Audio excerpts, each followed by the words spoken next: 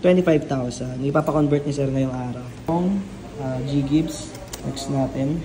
Sir, ito po yung inyong monthly. 3,000 monthly po. 12 months to pay naman natin dito. Pay with G-Gibbs. Sige. Okay na po, pasok na.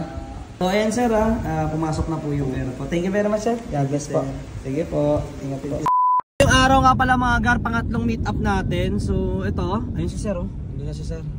So pinuntahan tayo ni sir. Galing pa siya San Pedro Laguna. Magpapakonvert siya ng 25 G-Gibbs niya. So paano ba yung mga gar? Samahan nyo kami sa aming panibagong trading series. Sir, stop po.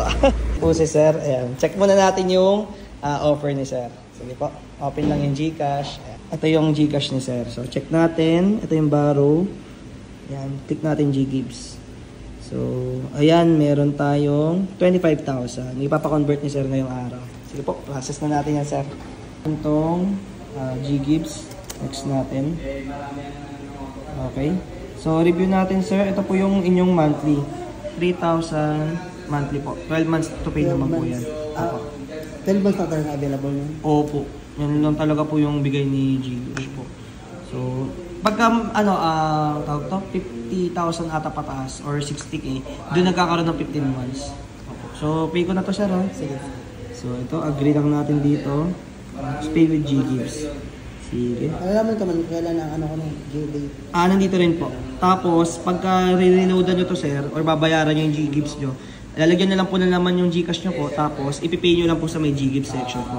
So ayan po sir, okay na po, pasok na. Pasend na lang po itong picture po nito, tapos pasend na lang din po yung Gcash within nyo po, bayaran ko na po. So ayan sir pumasok na po yung pera po. Thank you very much sir. God bless po. Sige po, ingat po, salamat po. Mga gar, successful yung ating 25,000 na G-Gibbs na pinakonvert ni sir.